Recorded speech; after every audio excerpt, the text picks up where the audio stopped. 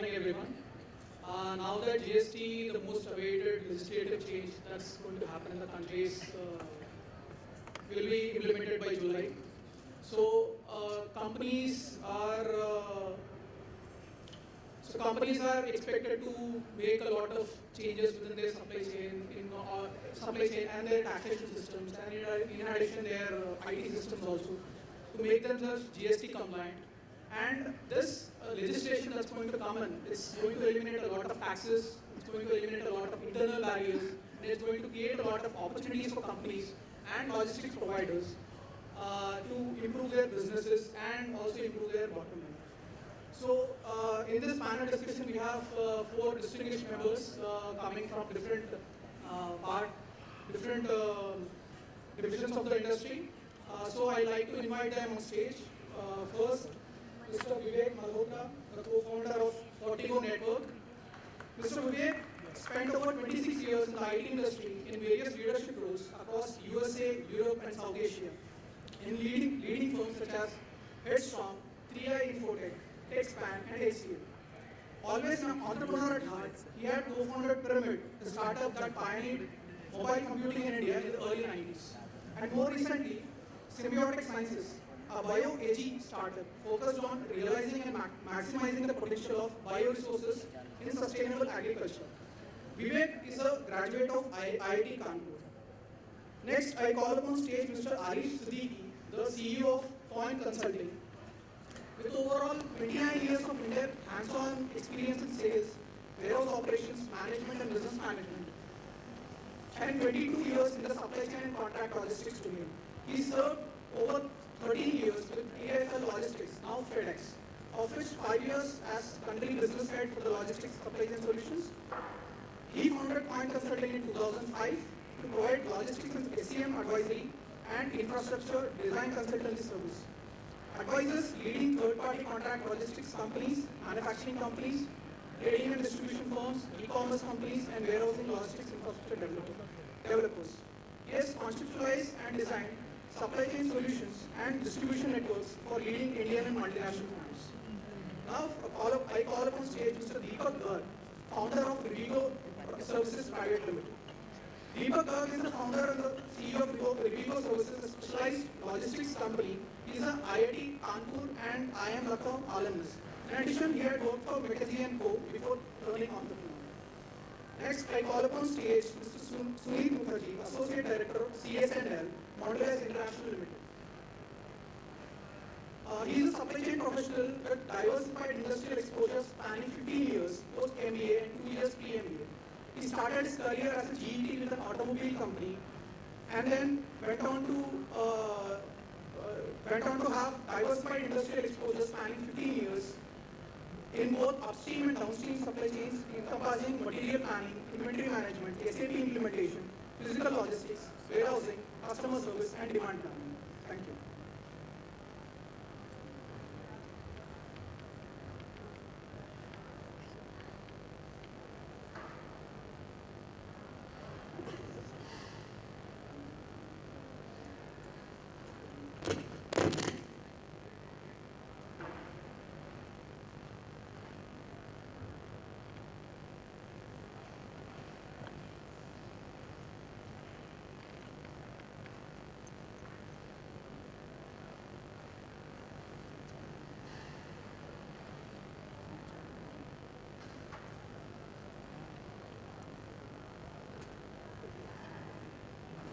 Now, I call Mr. Deepak Garg to deliver his.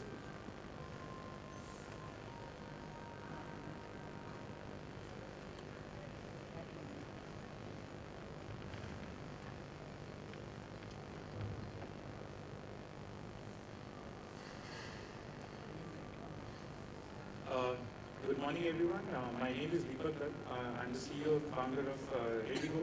Rivigo is a new age logistics company. I'll talk about it briefly during the presentation, but large part of the session is around what do we expect the life after GST, particularly in supply chains. So we did some research internally as we were working with a lot of our clients. We do actual logistics, so we have a lot of experience on the ground in terms of material movement. There are 70 implications for supply chains in India as GST is ready to happen. First, and I've written a piece of research, an article around it.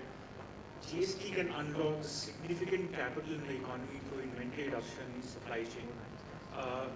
In the previous panel discussion, I think there was a fact which was presented, which said about 50% of our total supply chain cost is actually stuck in inventory, losses, and warehousing costs.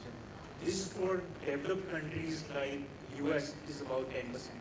So while we look at India at 13-14% of the overall GDP has been stuck in the logistics cost, for most developed countries the number is about 6 to 8%.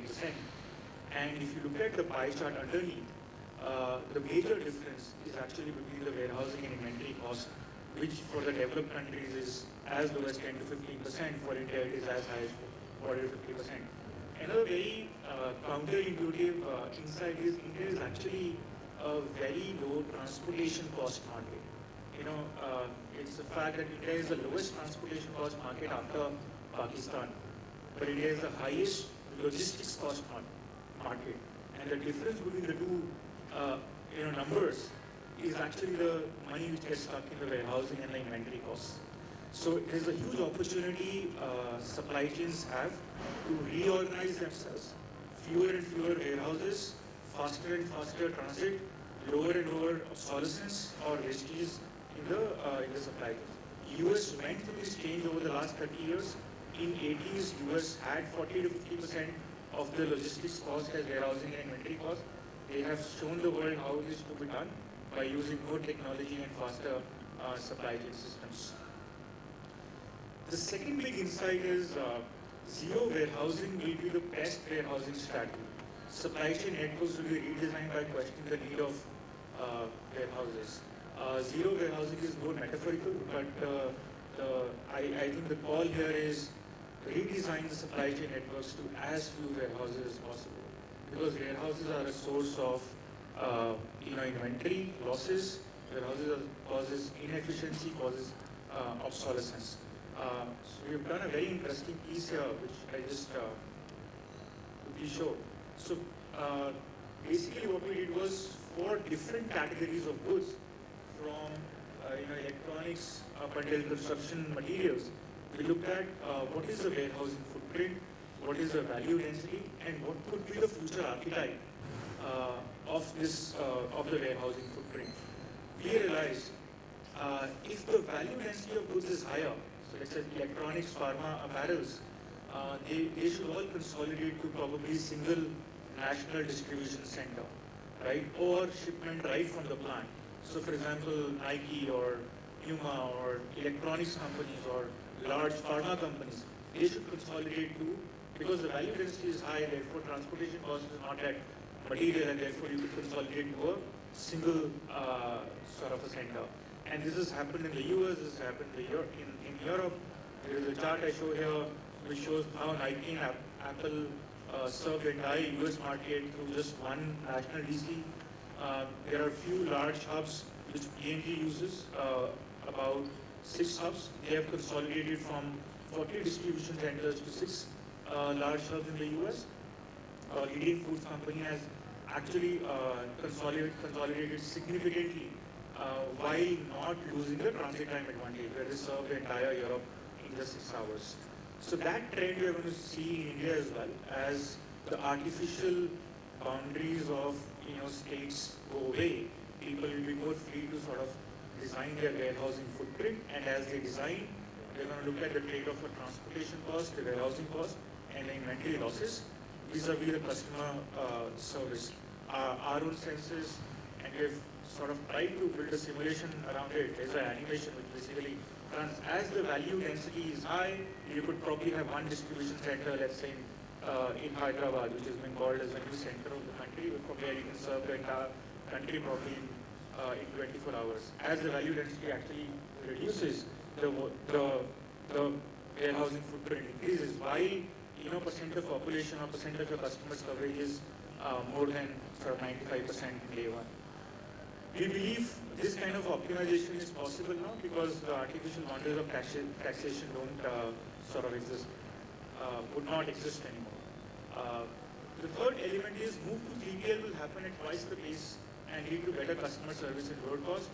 Uh, Again, India is very low compared to 3PL adoption. We are only at 9% compared to at Japan and US and Europe. While the 3PL market is growing, our belief is post GST, it could grow double the pace at which it is growing today. Right? It of course leads to lower logistics and inventory costs, lower warehousing costs if the sharing starts to happen. And sharing economy has started to take place in every other part of the consumer economy, which was the hardest part to do. In business world, I think the sharing economy makes a lot more sense. So we believe 3PL will significantly grow subsequently. Need for rapid transit times will increase. 50% faster track will become the expected norm as the road infrastructure is increasing, as the checkposts will go down, as newer and newer models of trucking will come in, the faster logistics will become the norm. Here I also want to highlight, this is a study we did, this is actual data we have on the checkpost border time for the entire country. The median checkpost time for the country is 69 minutes, as opposed to, people say, hey, days, trucks take days to cross the checkpost. It's not the case. In some part, the red and the yellow part of the chart, basically you'll see states where the checkpost time is about, let's say, 100 minutes for each checkpost. In further east, it goes beyond 200 minutes for each checkpost. But large part, if you look at the India median, it is 69 minutes. So while there will be some savings because of checkposts going down, we should not budget for a lot of transit time reduction just from the checkposts alone. I think the larger part of the transit time will come from customer expectation, which is changing the road infrastructure and also the newer models of transportation that are. Fifth insight is less than truckload shipments will grow faster. Now this is a trend we have seen globally. One led by economic growth. As economic growth increases, your lesser transport market or express cargo market grows much faster than your overall transportation market. This is because higher value density goods contribute to the larger economic growth, and therefore higher value density goods actually generally travel from the express network as opposed to a full truckload transport network. So this is a chart for the entire world, as you say, as it crosses basically 70,000-80,000 USD per capita income levels on a PPP basis, your LTL or express cargo shares goes up to as high as 20-25%. Like 30% they stabilize usually. India is about 5% LTL or express cargo today. So there's a huge leap which we expect to happen as over the next 10 years India goes on to become a 10-grand economy. I think the other element which leads to the rise of the faster network or the LTL network is the warehouse consolidation index. Now, the warehouse consolidation index, as warehouses get consolidated more and more, the LTL growth happens. And all three of this, the GDP, the warehouse consolidation, and LTL share are actually correlated. Truck markets will become polarized with faster growth coming from larger and smaller trucks. Middle segment will go at a little pace. So as road infrastructure improves, as checkpost sort of time reduces, we expect much larger polarization towards larger trucks and then smaller distribution trucks. This whole middle category of trucks, let's say between 10 GVW to about 25 GVW, should actually compress and come down. The trend is already happening over the last few years. I think the trend is expected to intensify as GST happens. Last element is around faster pace of technology adoption, which should lead to higher automation, data usage, and transparency to drive lesser cost and error. Everyone in this country is now exposed to a very high amount of technology. Here people have spoken about the government. I also say India has India is the only country where the Prime Minister launches a new application every month. And this is a sign of how technology is getting roots into the various part of our lives. India has the highest dose of smartphones. India, while voice is free, data is also very low cost. Of course, the infra has to go up. We believe in future data will drive a lot of the transportation decisions, and companies we work with are adopting technology and data much faster. Uh, so some starting thoughts for Indian companies to brace themselves for the post-GST world. First, think of inventory and working capital reduction by 80% in your supply chain. There won't be a better time in the history to do this. I think inventory is a sign of inefficiency. Inventory is a sign of how well you organize and run your business.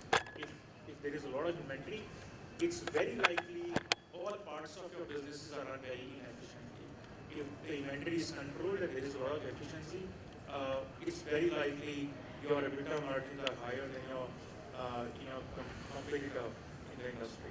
So think of inventory and working capital reduction as a primary goal coming out of this, which means start from zero warehouse mindset. Use value density, customer service, and consequences parameters to redesign the network to as few warehouses as possible. So when you say zero warehouse, you mean clean sheet warehousing model, right? Start questioning, each warehouse you have. Why can't you do direct shipments from the plant? Why can't you do it one? Why can't you just do it two? And come to a lean model where you can